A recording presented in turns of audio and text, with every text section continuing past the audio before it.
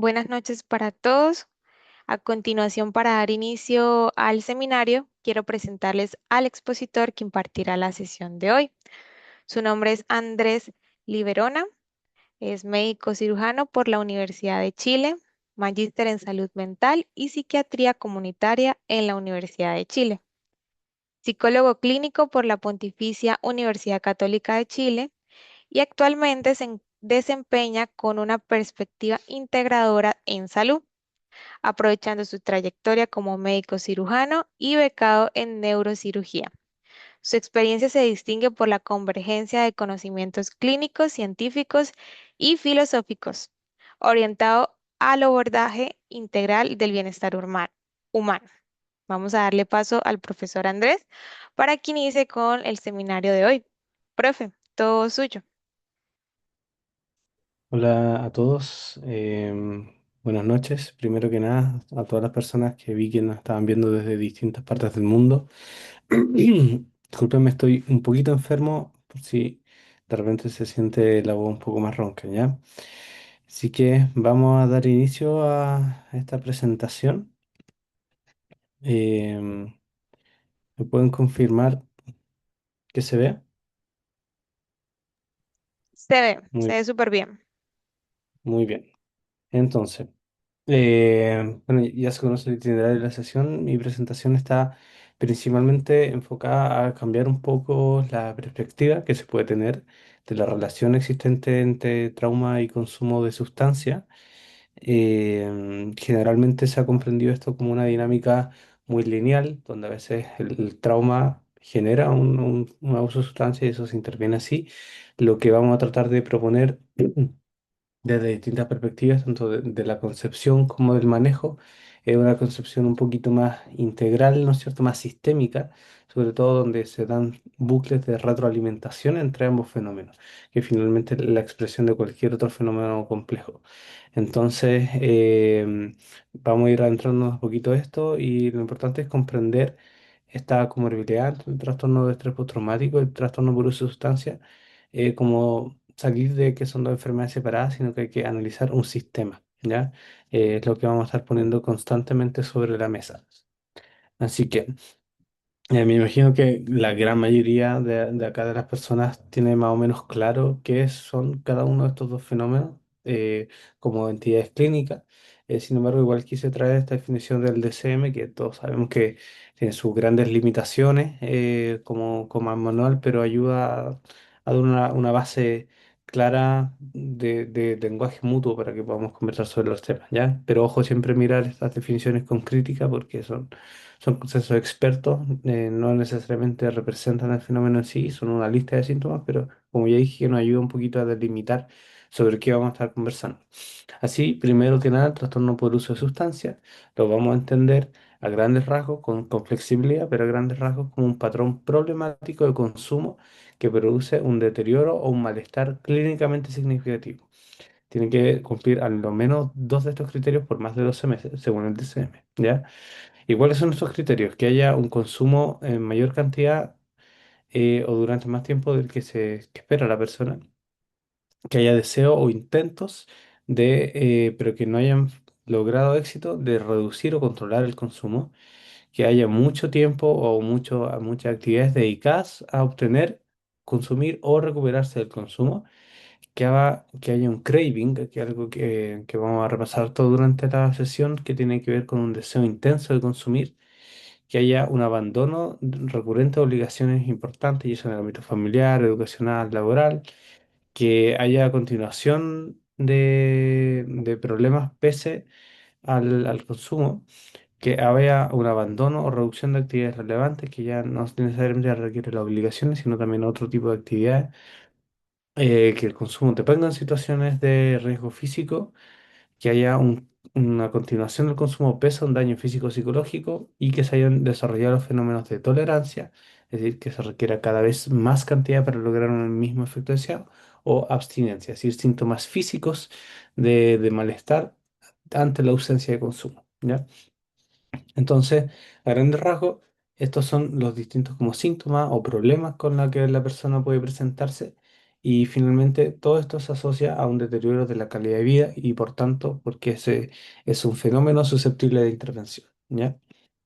En cuanto al trastorno de estrés postraumático, según la última versión, el DSM-5R, también hay que tomar todo esto con pinzas, pero se define como, según distintos criterios, síntomas, pero primero lo que tiene que haber es una exposición traumática a muerte o amenaza de muerte, a lesión grave, violencia sexual o una experiencia directa, ya sea como testigo o conocimiento de alguien cercano, o una exposición profesional repetida. Ya esto es un cambio respecto a cómo se había entendido antes el trauma, era donde solo uno lo podría vivir. Ya se admite que puede ser presenciar algo, no necesariamente que uno lo haya vivido, o que haya sido una persona cercana. ¿Ya? Y los síntomas que se expresan son en cuatro ámbitos distintos.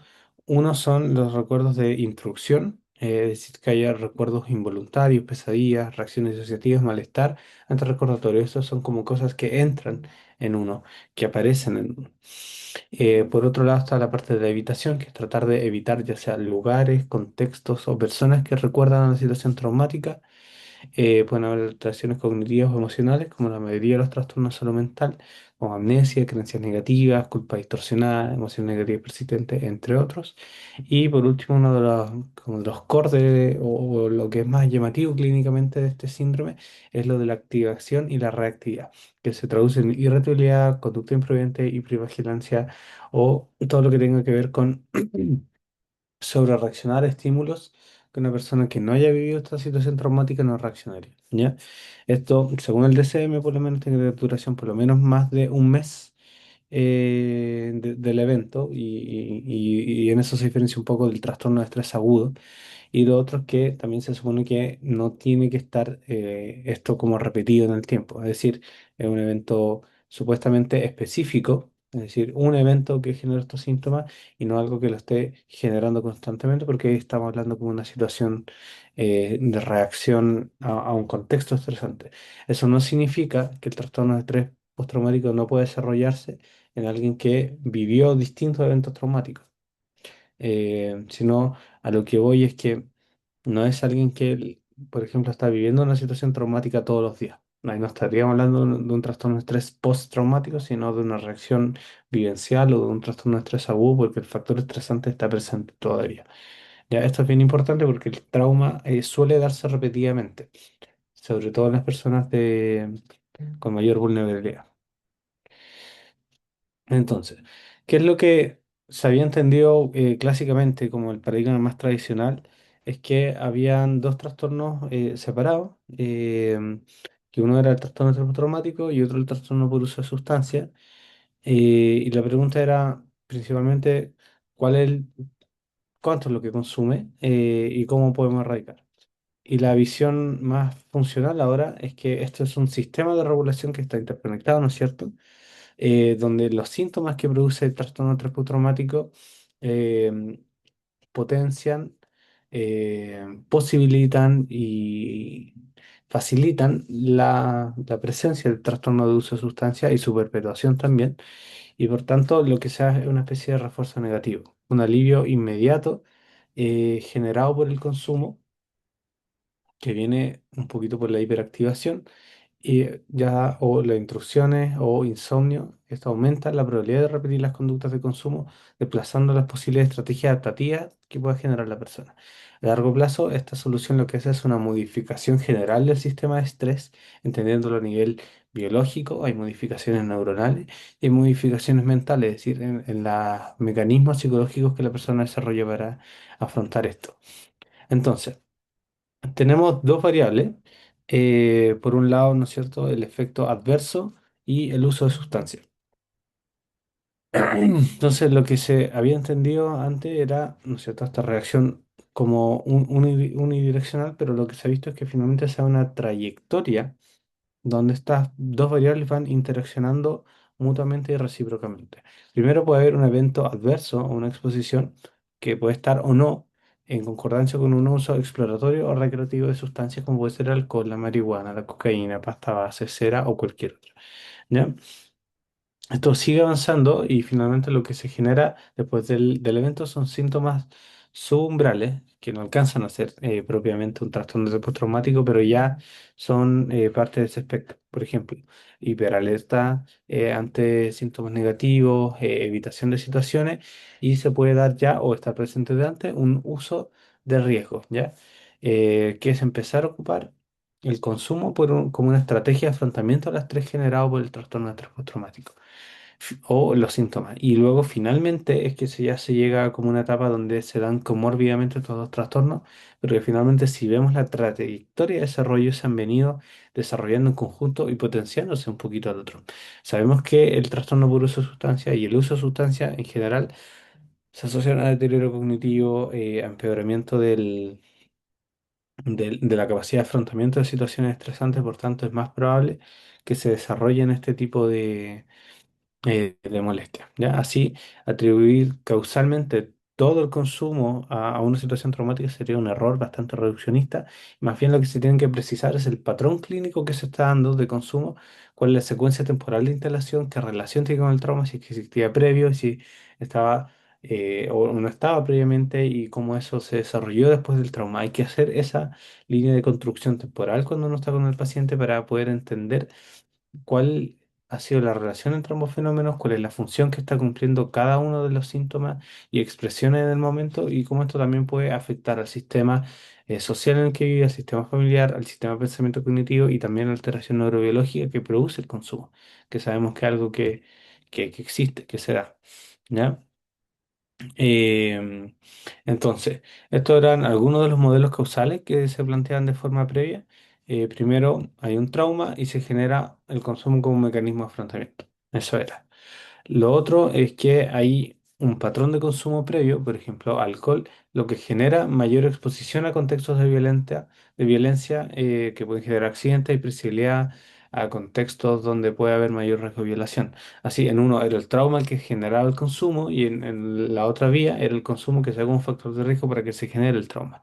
Luego se avanzó un poquito hasta eh, comprensión de vulnerabilidades compartidas. Finalmente, patrones, personalidades impulsivos, determinantes sociales como violencia a nivel comunitario, pobreza multidimensional, malos ciclos de relación familiar, son finalmente predisponentes tanto a un trauma como a un trastorno por uso de sustancias, tanto por vías neurobiológicas como comunitarias.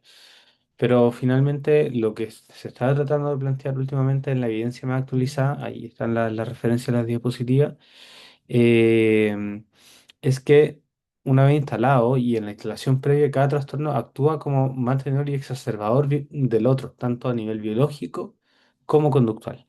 Entonces, si bien cualquiera de estas dos vías de adelante pueden estar presentes, efectivamente puede que un trauma gatille un consumo y puede que situaciones de consumo lleven a una mayor exposición, finalmente hay una base compartida y una vez que ya se instalan, ambos síntomas se están constantemente retroalimentando. ¿Ya? Esto es un gráfico que muestra un poquito cómo se altera un poquito la respuesta de las personas y cómo se van dando ciclos de trauma y reactividad. Finalmente, una respuesta sana, que es la línea Cangri, que se da en un contexto homeostático tranquilo, puede haber un factor, un evento estresante como puede ser un asalto, un conflicto de golpe o una situación de estrés de económica. La persona tiende a tener una reactividad fisiológica y emocional y una vez que esto se resuelve, vuelve a una fase sana que es más o menos una fase previa a la que estabas, ¿ya?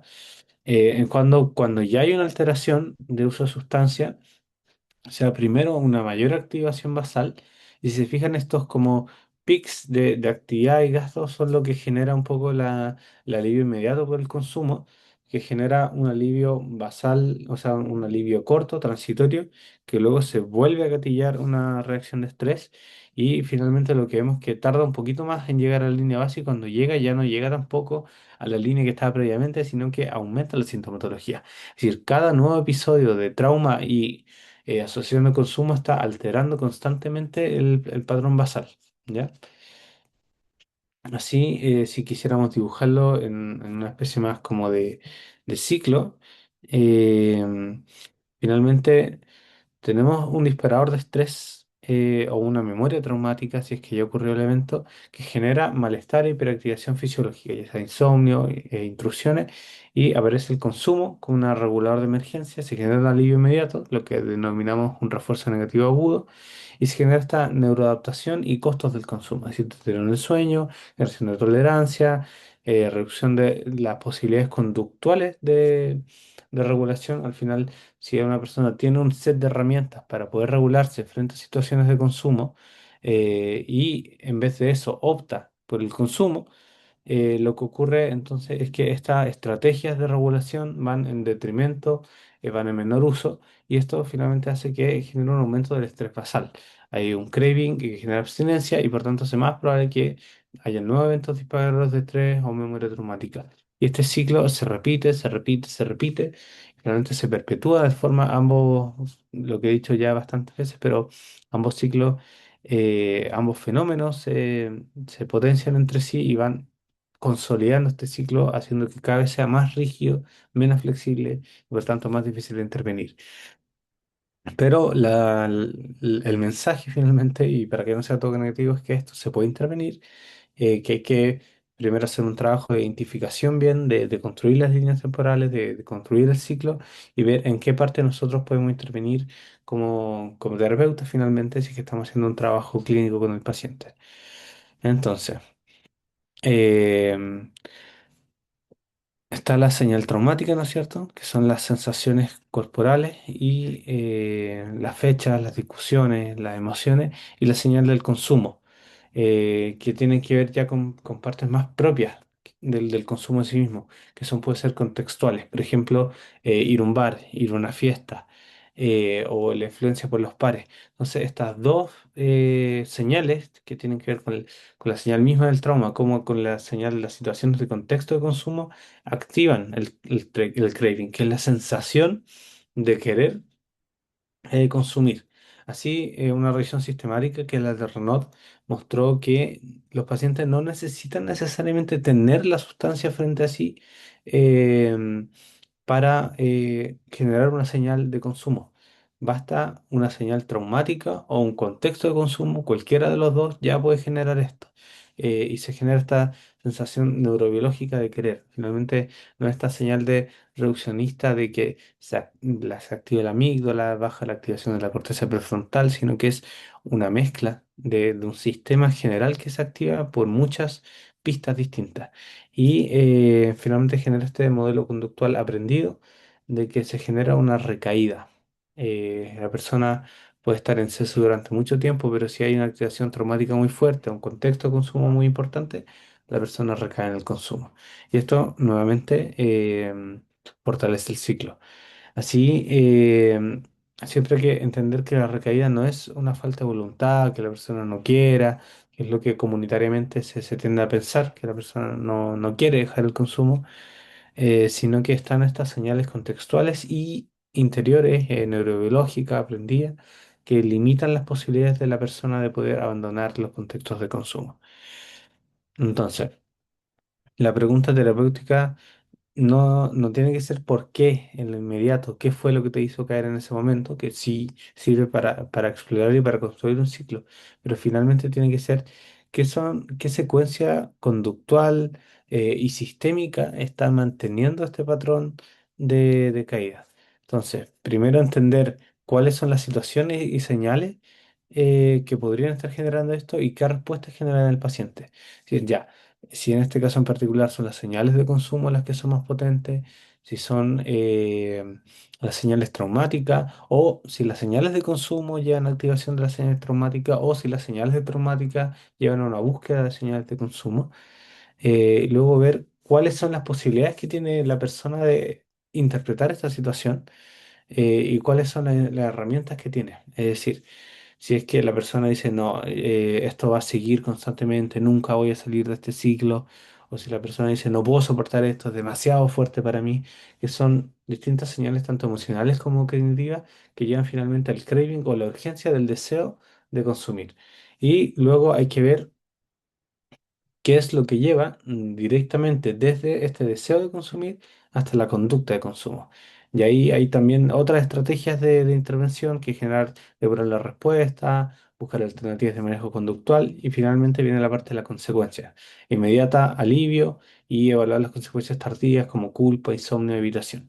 Entonces, ¿por qué es importante construir esta cadena funcional de consumo? Porque es susceptible de intervención.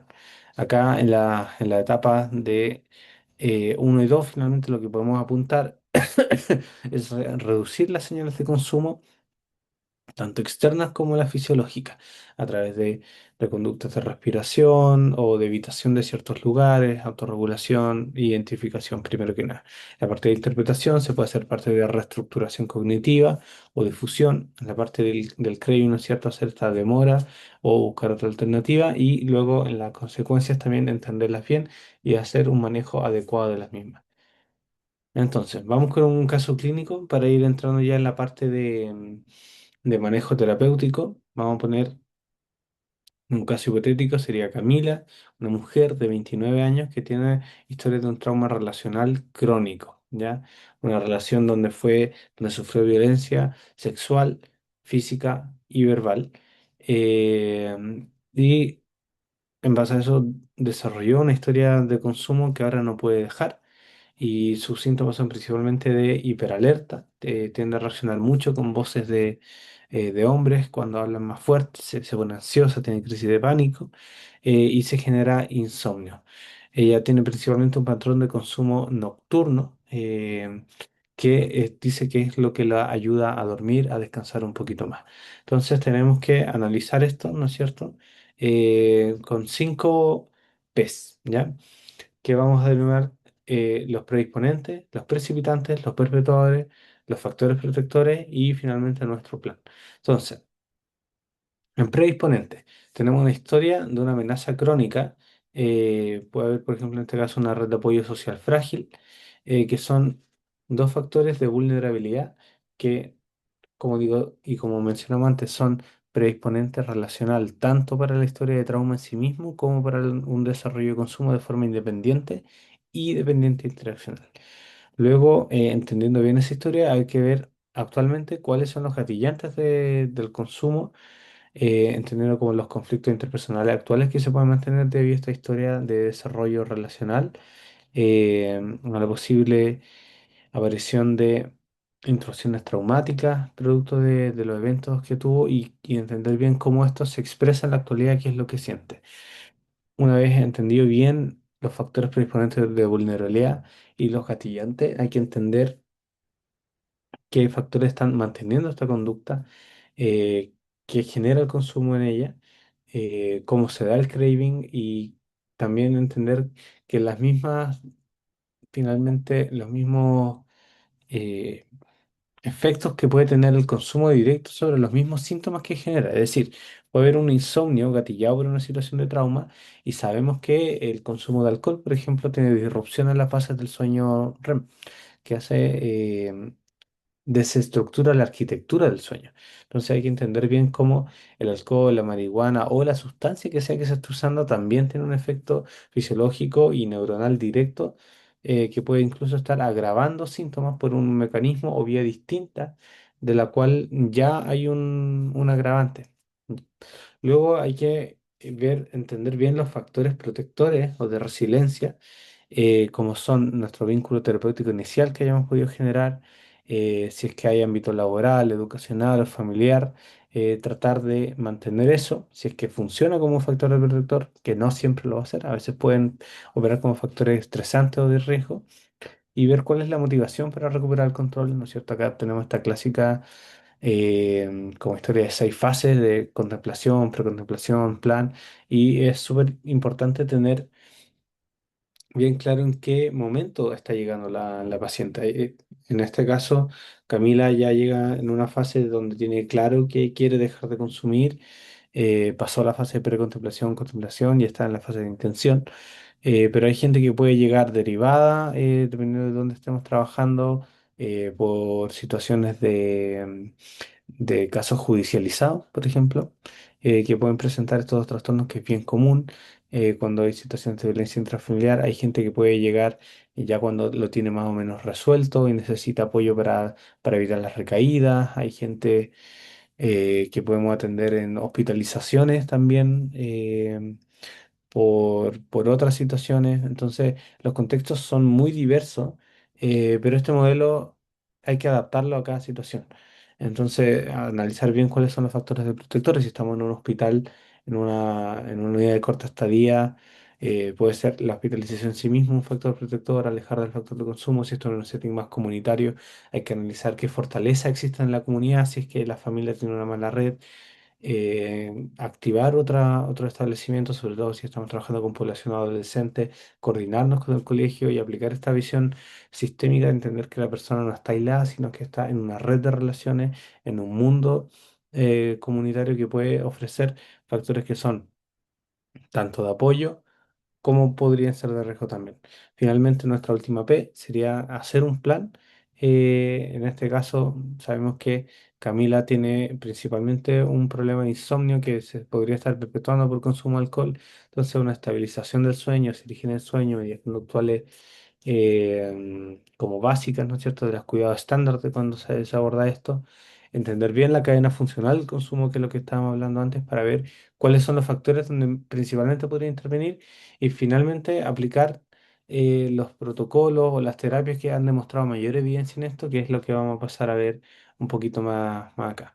Entonces, antes de procesar, siempre es importante evaluar la estabilización. Sabemos que en factores o sea, en contextos de trauma, riesgo y consumo, los pacientes no necesariamente han dejado el consumo, pueden estar con consumo activo, este consumo activo puede estar gatillando situaciones de trauma, entonces la estabilización siempre va a ser prioridad cuando abordemos un caso, pero, y acá es bien importante, no tiene que postergar el trauma.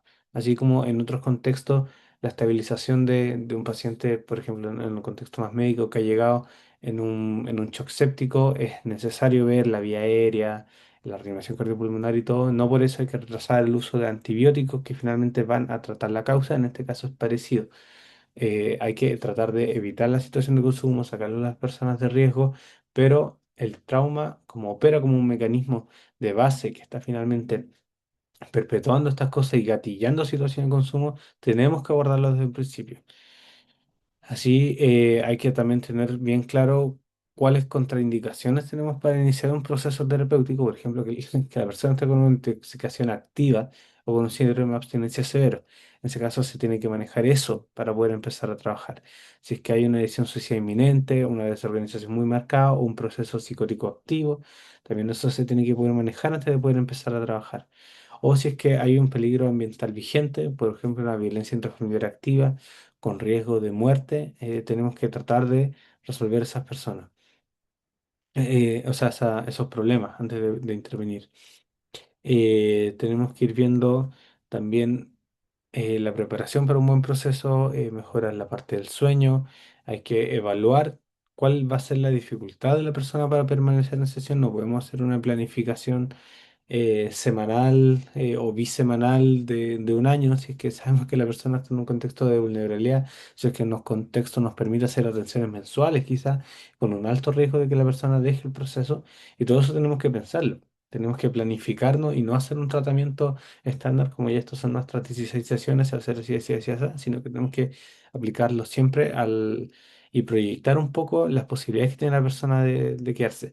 Siempre en un principio hacer un foco en la alianza terapéutica que nos va a permitir trabajar por más tiempo, hacer psicoeducación. Mucha gente tiene ideas erradas sobre los riesgos del consumo o sobre las causas de esto y hacer esto como primeras intervenciones puede tener un buen impacto clínico inicial.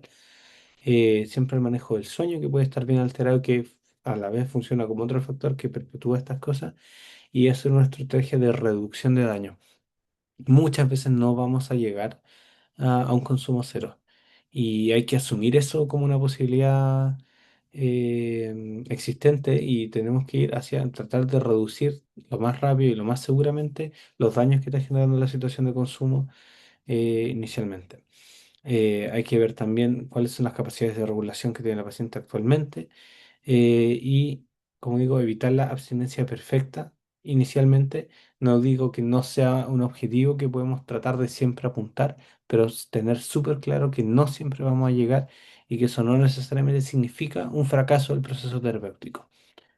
Ahora un poquito revisando ya más intervenciones específicas, vemos que se ha desarrollado o se han desarrollado intervenciones específicas para el trauma, MDR, CPT, exposición y otras específicas para el trastorno por abuso de sustancias.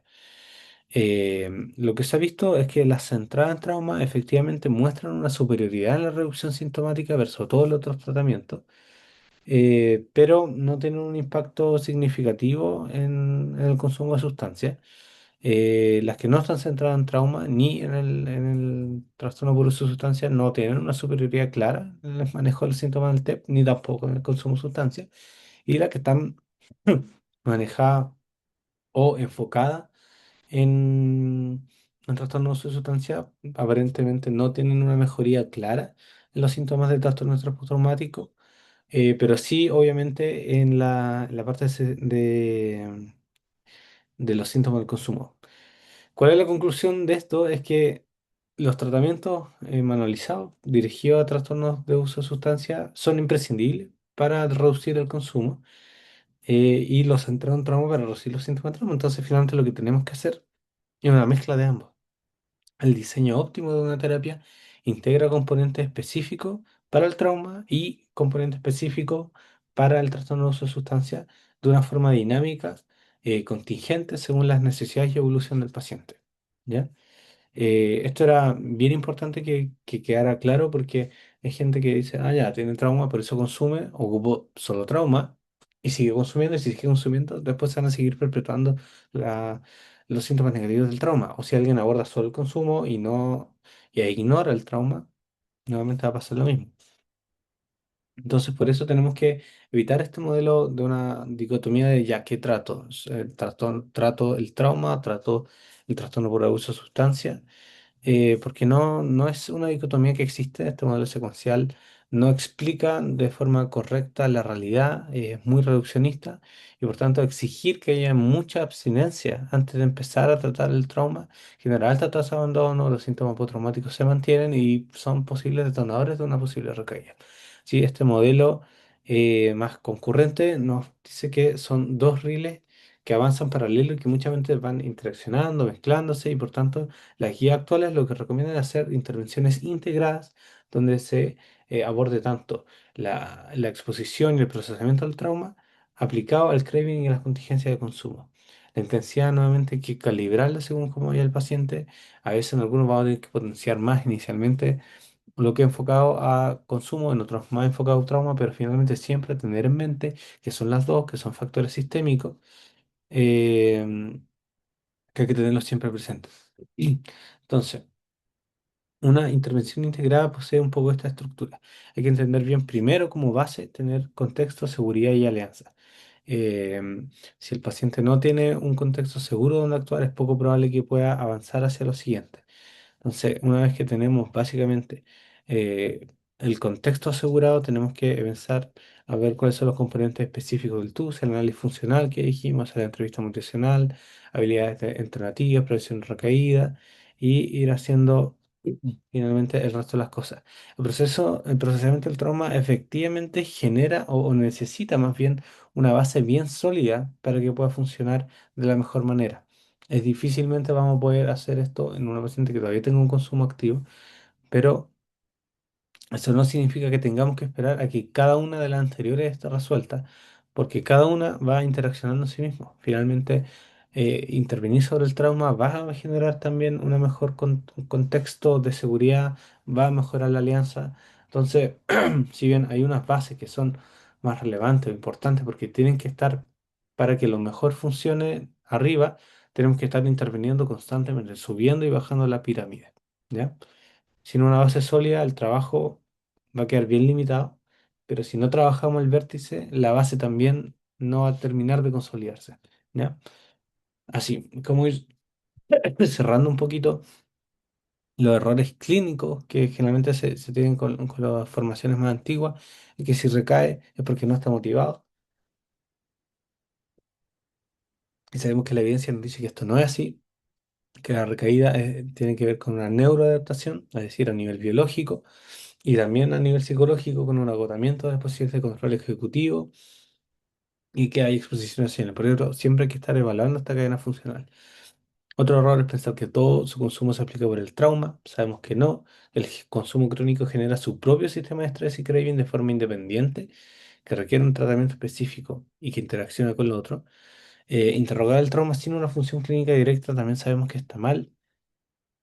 Toda intervención que hagamos tiene que tener un correlato que nosotros vayamos a activar. No hay que sacar información por sacarla, solo si es que nos va a ser funcional para nuestro proceso, ¿ya? La gente por contar sus cosas no mejora. Sabemos que sí hay, que gran parte de la mejoría en psicoterapia tiene que ver con el vínculo que uno establece, pero en trauma específicamente, revivir eventos traumáticos a través de la narración puede empeorar los síntomas, puede gatillar episodios de consumo, por lo tanto no hay que abrir cosas que uno no va a ocupar para manejar. Otro error clásico es creer que el patrón de neurobiológico de consumo que sea, que mucha gente tiene claro, hiperactivación amigdaliana, activaciones de potenciación a largo plazo, depresión a largo plazo, son factores plásticos, ¿ya? El cerebro, si bien queda secuestrado, eso no significa que la agencia no existe. El cerebro sigue siendo un sistema plástico que puede ir mejorando con nuestras intervenciones, que puede ir modificándose con nuestras intervenciones, ¿ya? Así nuestra síntesis, nuestros 5 principios. La asociación entre ambos fenómenos es bidireccional, pero no es determinista, es flexible y tiene muchas formas de presentación. El trauma sí aumenta el riesgo, el consumo sí aumenta el riesgo de trauma también, pero la evaluación funcional de cada paciente tiene que ilustrarnos cómo se da esto en ese contexto, ¿ya?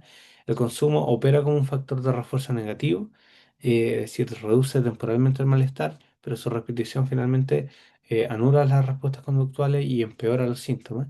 La cronicidad crea un segundo sistema de estrés, es decir, no solo el sistema estresor que viene del estrés postraumático, sino también que la neuroadaptación al consumo y los síntomas físicos de la abstinencia generan otro sistema de estrés que se potencia mutuamente. Las señales generalmente se están solapando entre memorias traumáticas, actúan neurobiológicamente, craving, así como las señales de contexto, y por tanto el tratamiento tiene que ser integrado. La evidencia exige combinar estrategias específicas para el consumo de sustancias y estrategias específicas para el procesamiento del trauma en conjunto con un análisis sistémico de construcción de historia, de analizar los factores comunitarios, de analizar qué factores familiares, qué dinámicas familiares podrían estar perpetuando esto. Y con esto quiero ser muy enfático en que si bien aplicar evidencia clínica fuerte, potente, de manuales casi de tratamiento, no nos libera de tener que hacer un análisis sistémico y situado de cada paciente. El análisis sistémico, insisto, de los factores comunitarios, de las redes locales de apoyo, de cómo está el sistema familiar y entendiendo bien la neurobiología, es una visión que tenemos que tener y que tenemos que integrarla en conjunto con las herramientas que han demostrado evidencia clínica. ¿Ya? Tampoco podemos quedarnos en un análisis amplio de contexto y no aplicar herramientas que han demostrado que tienen evidencia. ¿Ya? eh, el ejercicio clínico frente a un paciente exige un nivel de capacidad de análisis científico elevado, exige un análisis sistémico elevado, exige un análisis integrado. Finalmente, los terapeutas somos profesionales multisistémicos, somos profesionales integrales. Tienen que saber ocupar herramientas clínicas que han demostrado evidencia y aplicarlas en el contexto. No podemos llegar y aplicar un set de herramientas sin entrar al paciente, no podemos entender al paciente y no ofrecerle las alternativas que tenemos. Es como si otro profesional sabiera que existe o supiera que existe un medicamento que va a mejorar la enfermedad y no lo ocupa porque no le parece, porque cree que es estandarizado. No, por algo existe evidencia y tenemos que ser capaces de integrar ambas cosas al contexto del paciente. ¿Ya? Así que Y como mensaje final, eso, pero también entender que el consumo puede generar una solución transitoria a, a un, a un problema de activación, pero que hay que modificar esto, que el objetivo no es erradicar la sustancia necesariamente, sino poder restaurar un sistema de regulación del paciente que sea lo suficientemente flexible para que pueda salir de esto y que deje de organizar la vida en torno al consumo. Y con un sistema de regulación no me refiero solo a las capacidades que tenga el paciente cognitivamente de hacerlo, que sí hay que trabajarlo, sino extendido hacia el sistema familiar, hacia el sistema comunitario, laboral, educacional o en el contexto que se puede encontrar la persona. Así que eso sería mi presentación.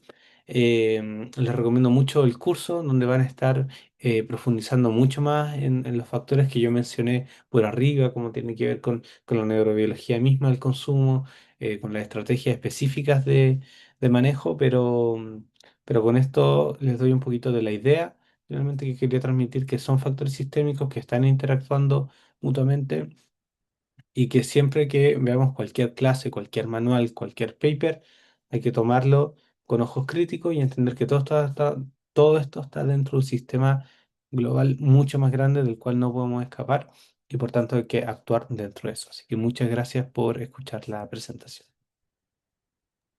Bueno, profe, entonces vamos a pasar a la dinámica de las preguntas. A otorgarle la palabra a los chicos, a los que estuvieron el día de hoy escuchando un poquito la presentación. Pueden levantar la mano y se les otorgará el permiso de abrir el micrófono y poder hacer la consulta directamente, ¿sí? Vamos a empezar con Solange. Solange, ¿puedes abrir el micrófono? Ahí te estoy solicitando. Bueno, vamos a ver por este lado, Ay, a ver si lo puede. Sí, ahí se eh, te escucha.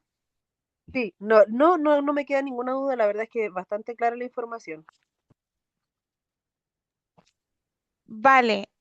¿No tienes alguna consulta, alguna pregunta en específico que hacer al profe? ¿No? ¿No? Alcanzar a notar todo lo que habló. Bueno, muy bien, gracias, Solange. Entonces vamos a pasar con Sofía, a ver si tiene alguna consulta. Sofía, ¿puedes abrir tu micrófono, por favor? Ok, vamos a ver si Hola, por acá. buenas. Sí, se te escucha. Ya, genial. Bueno, mi pregunta va más guiado porque yo estoy en práctica, más que nada en un hospital diurno, y llegan muchas personas con problemáticas de consumo. Entonces va más orientado en cómo trabajar con personas que tienen un bajo insight sobre el consumo, como qué técnica, para que sea como una pregunta más eh, como cerrada para que pueda ser como más concreta, como qué técnicas utilizar, porque usualmente estos usuarios que llegan tienen un consumo no solamente uno, sino que es variado, entonces tienden a problematizar más un consumo que otro. No sé si me voy explicando bien con esta pregunta, ya que igual hay, bueno, también hay un bajo insight y suele suceder que con estos usuarios no llega la problematización porque como tienden a tener apoderados, entonces como no vengo porque me mandaron. Entonces, ¿cómo yo trabajo desde ahí o con qué técnicas más que la psicoeducación puedo como ir trabajando? Ya.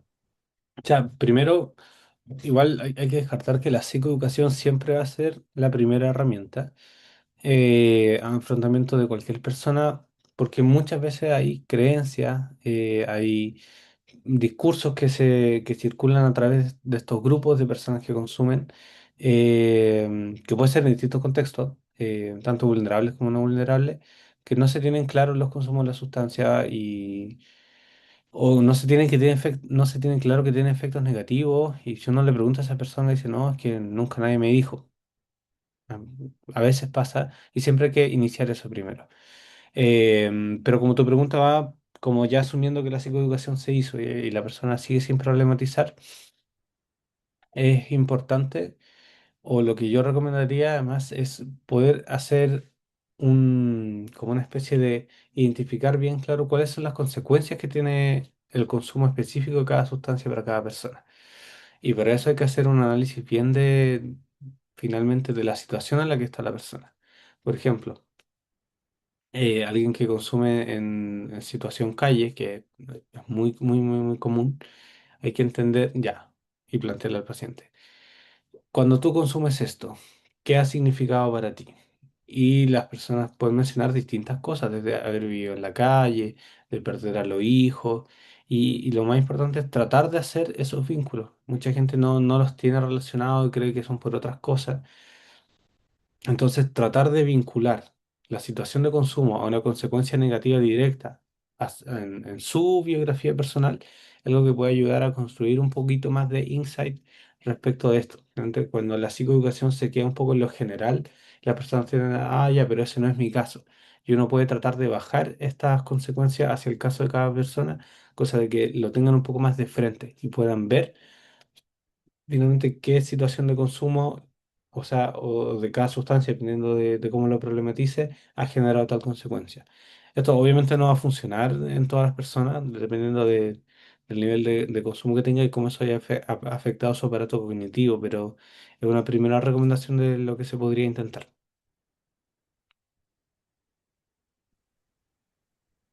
Eh, bueno, esperemos haber respondido la pregunta de Sofía.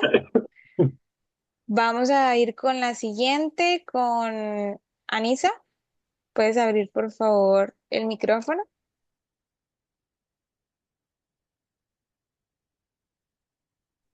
Bueno, vamos a ver si por acá lo pueden abrir. Anisa, ¿puedes abrir el micrófono, porfa? Ahora sí, intenta nuevamente. Ya, listo. Hola, pues buenas tardes. Yo soy terapeuta de adolescentes y adultos desde Tijuana y pues ahorita estoy trabajando con una mamá muy preocupada por el consumo de cannabis de su hija, ¿no? Entonces, pues bueno, yo he trabajado un poco con ella, pues el tema como de psicoeducación de la sustancia, como que las fases del consumo y como que escenarios en los que ella puede detectar situaciones de riesgo, bla, bla, ¿no? A lo que voy es que pues también ya es una adolescente, pero pues mayor de edad, ¿no? Ya tiene pues 19 años, entonces a lo que voy es, no sé si hay algún autor, alguna información como que me pudiera proporcionar usted como docente, donde a lo mejor yo pueda ayudarla a que tenga pues recursos psicoeducativos más que nada, ¿no? Porque me ha costado trabajo encontrar información para informar a padres, realmente he encontrado más como, pues, de otras fuentes, más desde la neurobiología, tal vez como yo como intervenir como terapeuta, pero pues en el caso de mi duda es más centrado a un papá, ¿no? Una mamá preocupada.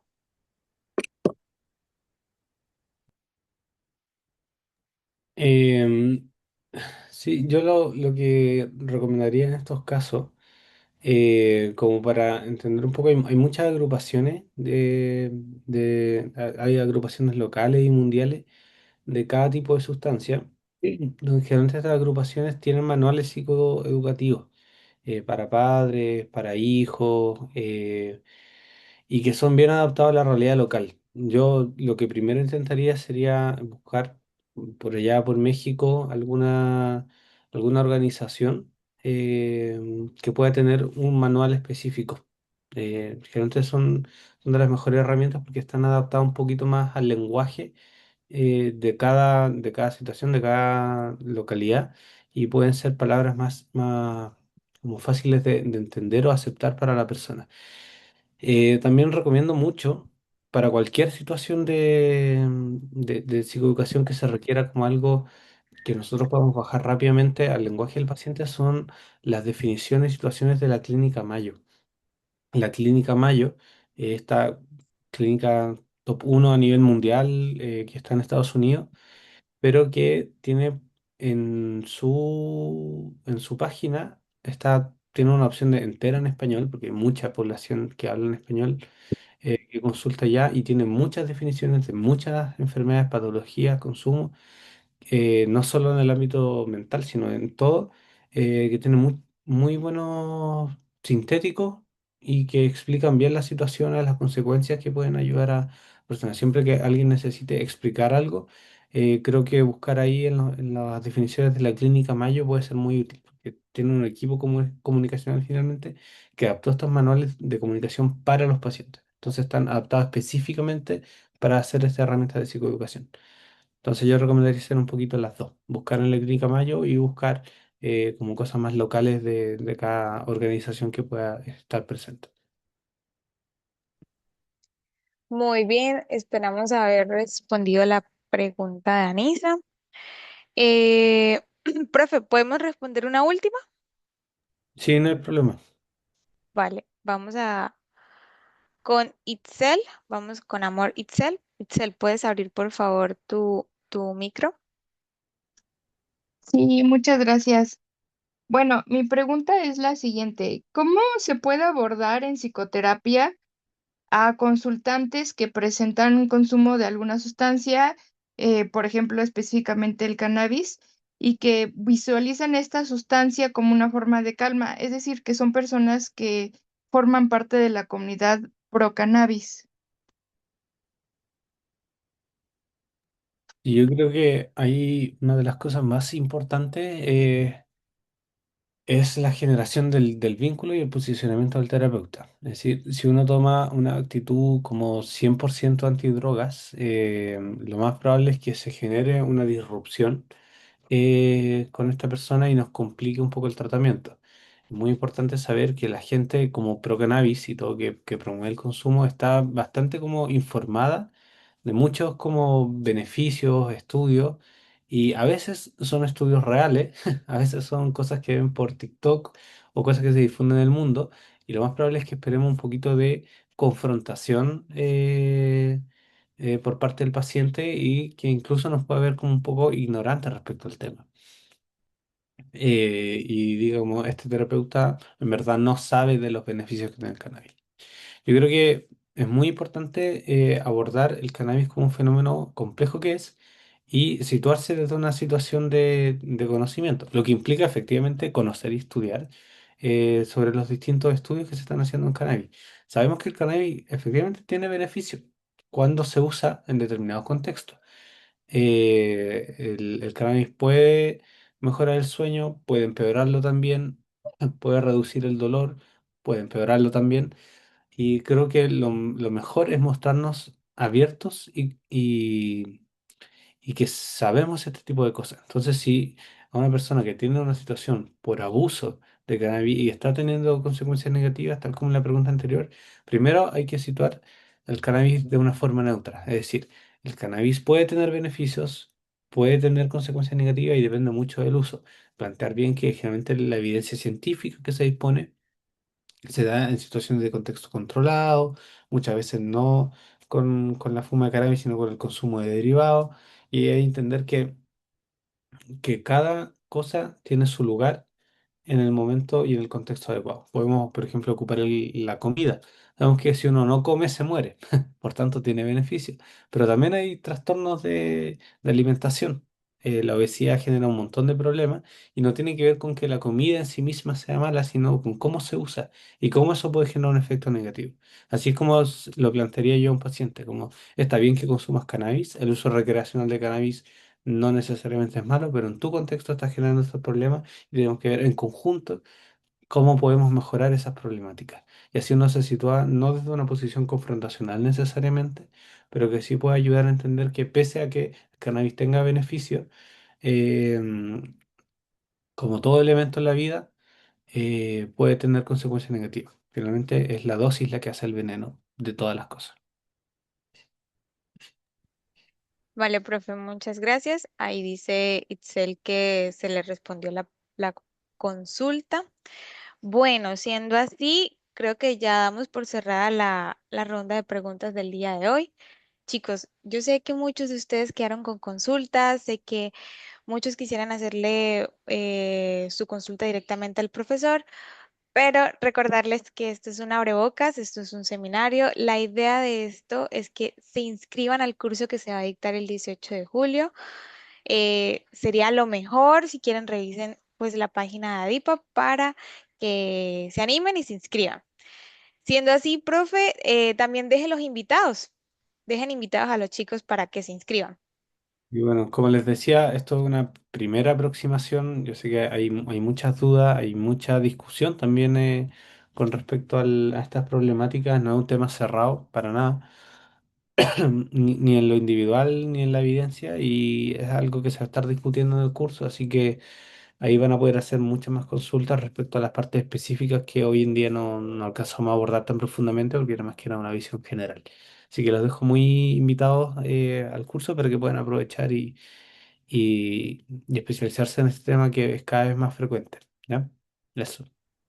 Vale, profe, agradecerle por estar con nosotros en la noche de hoy y compartir una parte de su conocimiento con nosotros. Queda nuevamente invitado en ADIPA y bueno, eso es todo. Nos vemos entonces en el curso del 18 de julio. Nosotros nos vamos a la dinámica del sorteo. Si usted nos quiere acompañar, bien. O si no, pues entenderemos que se quiera retirar, profe. Que les vaya muy bien. Nos estamos viendo en los siguientes cursos y seminarios de ADIPA. Bueno, chicos, muy bien. Vamos a pausar la grabación para ir con la dinámica del sorteo.